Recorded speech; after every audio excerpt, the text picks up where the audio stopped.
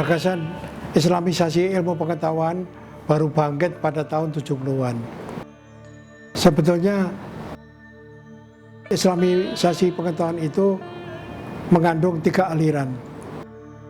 Yang pertama adalah aliran yang menerima ilmu pengetahuan Barat sebagai suatu warisan kebudayaan universal.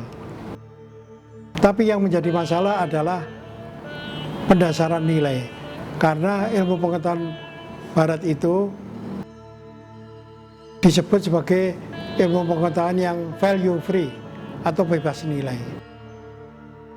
Karena itu maka Islamisasi ilmu pengetahuan di sini adalah suatu usaha untuk memberikan dasar-dasar etika terhadap ilmu pengetahuan.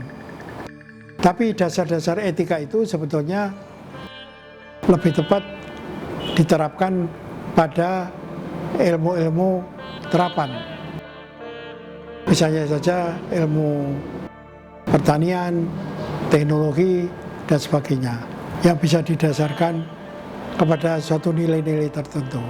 Sedangkan ilmu pengetahuan umum yang universal itu memang seharusnya value free atau bebas nilai, dalam arti tidak didasarkan kepada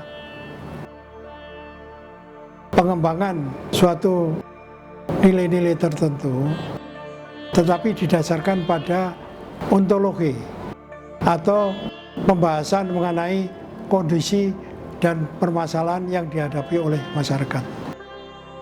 Yang kedua, Islamisasi ilmu pengetahuan sebagai dikembangkan oleh Ismail Faruqi itu adalah gagasan untuk mengembangkan ilmu pengetahuan modern didasarkan pada suatu epistemologi atau cara pandang atau teori-teori yang berasal dari nilai-nilai Islam.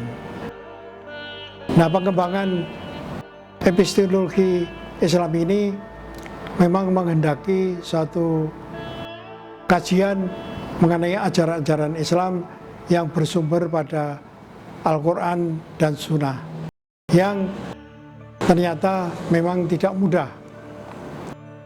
Sehingga karena itu maka usaha untuk merumuskan epistemologi Islam hingga kini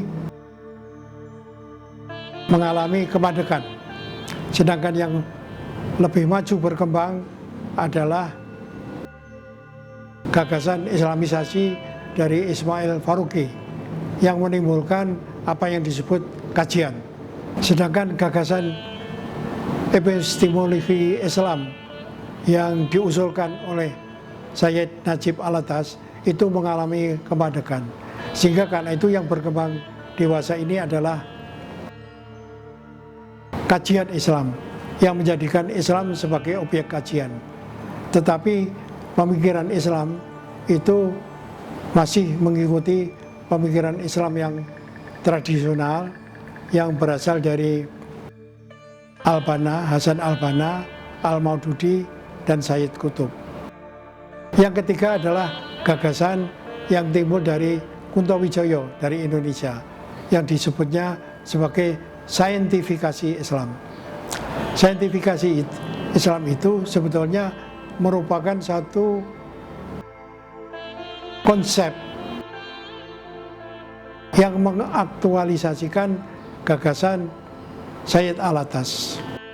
Jadi tadi epistemologi Islam itu sulit dikembangkan. Karena itu maka Kunto Wijoyo memberikan satu jalan keluar, yaitu mempelajari ajaran-ajaran Islam yang bersumber dari Al-Quran dan Al-Sunnah dengan mempergunakan metode ilmu pengetahuan modern, baik ilmu pengetahuan kealaman, ilmu pengetahuan matematika, maupun ilmu pengetahuan sosial dan humaniora.